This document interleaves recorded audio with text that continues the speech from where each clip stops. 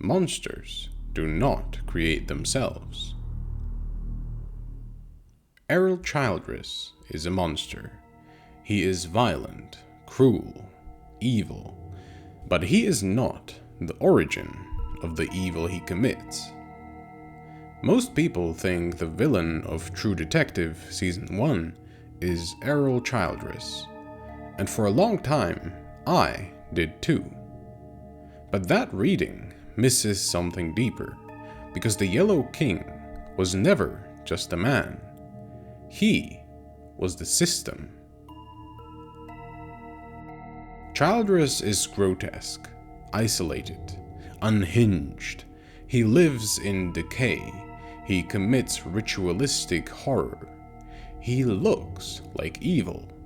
And that's exactly why he's convenient. A single monster allows society to feel clean. If the horror lives in one broken man, then the world around him stays innocent. But Childress didn't build this alone. He didn't invent the cult. He didn't create the silence. He inherited it.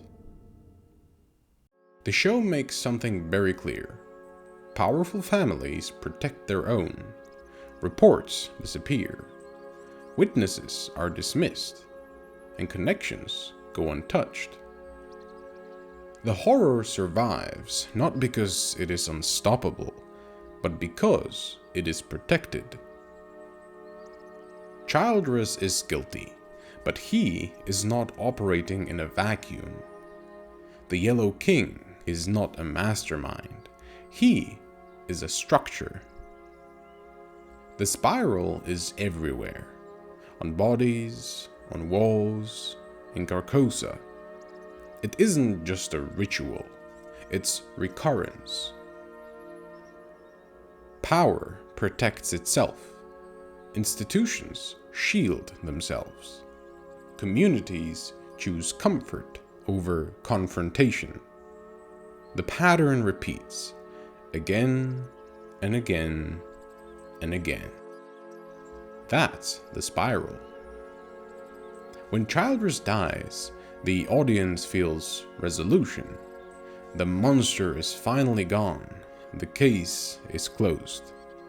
But ask yourself this: did the system collapse? No politicians fell. No institutions were dismantled.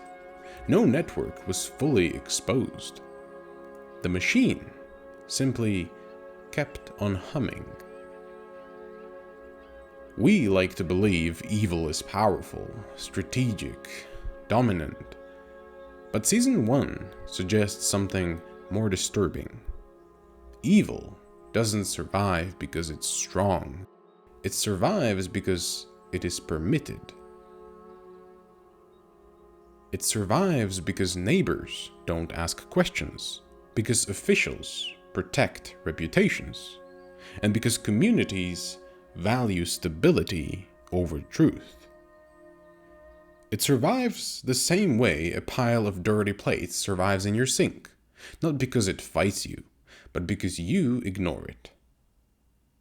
Evil persists because people look away, kind of like when they look away once I put pineapple on my pizza. Small discomforts are easier to ignore, until they're not small anymore. True Detective isn't just a crime story. It's a myth about complicity.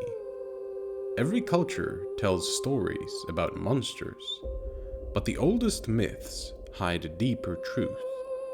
The monster exists because the kingdom allowed it. Carcosa isn't just a place.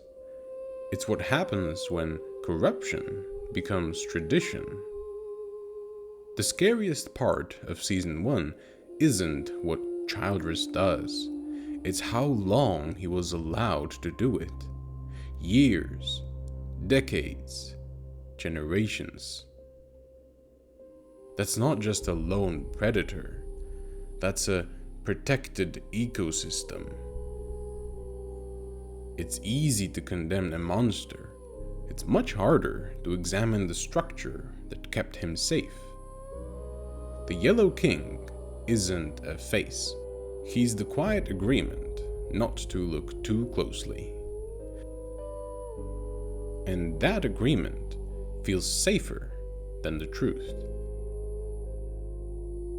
By the end of the season, one man is dead, but the pattern remains.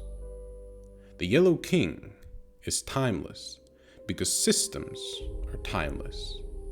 They protect themselves, they adapt, they survive exposure.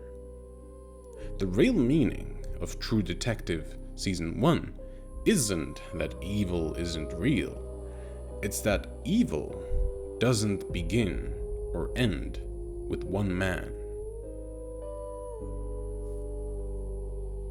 The Yellow King was never just a man.